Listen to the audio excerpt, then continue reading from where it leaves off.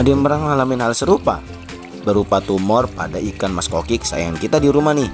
Kayak ikan gua ini nih. Kayaknya udah saatnya nih kita operasi atau kita bedah cabut tumornya yuk guys. Tapi untuk kali ini kita akan bedah bersama-sama. Dan kita juga akan lihat hasilnya bersama-sama. Kira-kira seperti apa ya hasilnya setelah dibedah? Apakah ikan ini akan mati atau tidak? Tanpa perlu berlama-lama lagi, langsung aja yuk kita siapin alat-alat untuk operasinya guys.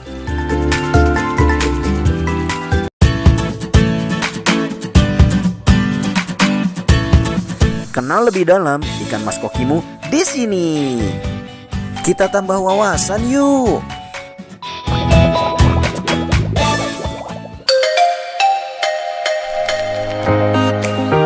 Oke, assalamualaikum warahmatullahi wabarakatuh. Seperti yang sudah tadi kita bahas di depan ya guys, kita akan membahas tentang pencabutan tumor pada ikan mas koki kesayangan kita di rumah nih. Buat kalian yang sama-sama pemula seperti gua, mendingan kita simak bersama-sama yuk.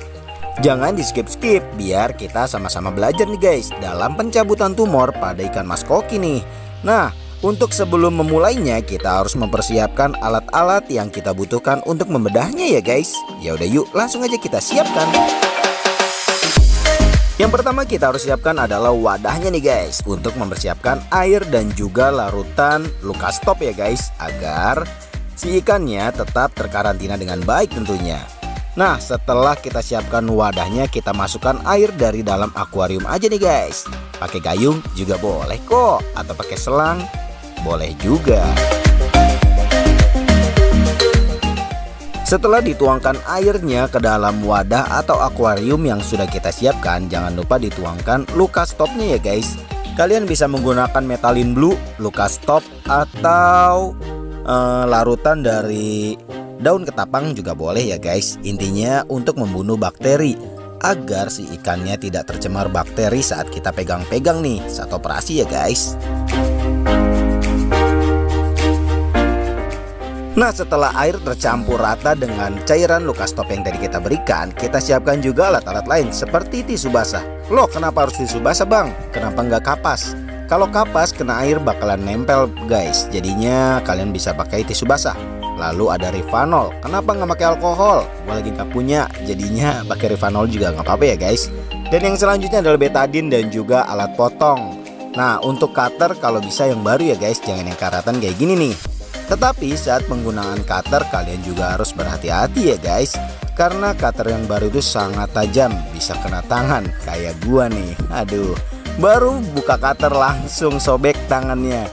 Jadi buat kalian di rumah tingkatkan safety-nya juga ya guys. Nah ya udah, setelah itu, setelah semua siap, kita langsung siapkan ikannya ya guys. Kita masukkan ke dalam wadahnya tentunya nih. Kita cek dulu tumornya. Nah ini dia guys penampakan tumor sebelum dipotongnya ya guys. Kalian perhatikan baik-baik. Oke, setelah kita masukkan ikannya ke dalam larutan tersebut, nah kita diamkan dulu sejenak sambil menunggu cuci-cuci cutternya nih guys. Walaupun cutter baru, tentunya kita harus memastikan kebersihannya ya guys. Celupkan ke Rivanol atau alkohol agar bakteri yang ada di cutternya sedikit lebih hilang ya guys. Bang, nggak pakai dibius dulu bang. Nah, kalau untuk bius guys, jadi udah gua tanya-tanya kepada yang sudah lebih berpengalaman. Untuk perihal tumor ini ternyata tidak perlu pakai bius ya guys. Jadi seperti pengangkatan luka-luka biasa aja nih guys, karena berupa kayak jamur juga sih kalau bisa dibilang ya guys. Nah, langsung aja kita siapkan cutternya yang sudah tadi dicuci. Ambil ikannya dan langsung dipotong ya guys. Potongnya yang penting hati-hati, jangan sampai kepotong siripnya. Dan juga pastikan semuanya terangkat dengan benar ya guys. Untuk videonya sorry banget nih kalangan tangan gua sedikit, karena waktu itu emang gua sedikit grogi guys, karena berurusan dengan darah ya guys. Intinya buat kalian di rumah, untuk pengangkatan tumornya yang pasti bersih aja guys, jadi nggak ada yang tersisa. Semampunya aja, karena memang ini ikan kita, mau kita apain aja boleh ya guys. Yang penting tetap jaga keselamatannya nih. Ya, sambil menunggu ikannya dibersihkan tumornya, Buat kalian yang baru datang melihat video ini, selamat datang dan selamat bergabung ya guys. Jangan lupa subscribe dan juga nyalakan tombol loncengnya agar kita mudah bertemu di episode-episode selanjutnya dalam pembahasan seputar ikan mas koki tentunya ya guys. Oh iya, buat kalian di rumah jika yang sudah pernah mengoperasi tumor ikan, bisa kalian komen deh di bawah. Mungkin ada versi lain yang tidak sama seperti gua, semisalnya airnya sedikit atau cara potongnya begini bang. Boleh silakan komen buat kita belajar bersama-sama ya guys. Intinya apapun ini hasilnya, operasi yang saat ini gua lakukan akan gua share kemungkinan 3 hari, 2 bulan dan juga seterusnya ya guys. Apakah ikan ini akan tetap hidup atau tidak ya guys. Nah, seperti yang kalian bisa lihat sendiri, ikannya sudah selesai dipotong tumornya atau pengangkatan tumor. Untuk tumornya sendiri ada di dalam akuarium tersebut guys. Nanti kita akan lihat sama-sama. Dan pastikan ikannya tetap aktif ya guys. Jika terjadi sesuatu dengan ikan, misalnya lemas atau apa, lebih baik langsung siapkan ganti air. Jangan diamkan dia di dalam larutan itu, karena dia juga butuh larutan yang dipenuhi dengan kadar oksigen yang baik ya guys.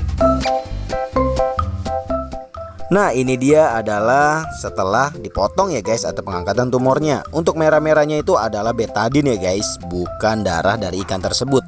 Ternyata untuk tumornya itu seperti tidak menyatu pada bagian ikan dalamnya ya guys, hanya di luar aja. Jadi kalau kalian motongnya tidak berlebihan atau tidak kedalaman, tentunya darah dari dalam ikan itu atau tubuh ikan tidak akan keluar guys. Seperti yang bisa kalian lihat, nah merah-merahnya itu hanya ada di tonjolan tumor tersebut guys. Jadi darah yang ada di tubuh ikan tidak keluar secara terus menerus. Kalau sampai secara terus menerus berarti kalian motongnya kedalaman tuh guys, sehingga membuat badan ikan robek. Nah, ini adalah penampakan 1 jam setelah dipotong tumornya ya guys. Ternyata ikannya masih cukup aktif ya guys, dan dia sedang kekurangan oksigen sepertinya tuh. Karena dia dengak-dengak terus ke atas karena gua nggak sediain aerator. Karena untuk proses ini tidak perlu lama-lama banget ya guys. Jadi setelah sejam, nah kalau udah kayak gini langsung aja kita angkat nih guys. Jadi ikan tidak sampai kekurangan oksigen parah. Nah, jadi langsung aja kita angkat, kita masukkan ke tank utama dan kita akan pantau ke depannya seperti apa sih. Apakah setelah jarak 2 jam dia mati atau bagaimana? Yaudah yuk, langsung aja kita lihat jarak 3 hari setelah pemotongan tumornya ya guys. Nah, ini dia guys, sudah 3 hari setelah proses pemotongan tumor tersebut. Ternyata ikannya masih hidup biasa-biasa aja guys. Bahkan dia aktif seperti biasanya. Dan makannya juga lahap kok. Untuk makanannya kalian utamakan untuk ikan ini yang banyak proteinnya ya guys. Dan juga sayur-sayuran juga penting untuk memperbaiki kulitnya dan juga kesehatan imun ikan tersebut ya guys. Nah oke, untuk prosesi pengangkatan tumor ikan tersebut kita sudahi dulu ya guys. Buat kalian yang punya masalah ini silahkan deh, boleh dipraktekkan di rumah. Ini sudah terbukti aman ya guys. Buat kalian yang mantengin video ini sampai habis, gue ucapkan terima kasih banyak ya guys. Sampai jumpa pada video selanjutnya. Assalamualaikum warahmatullahi wabarakatuh. Salam Storyfish.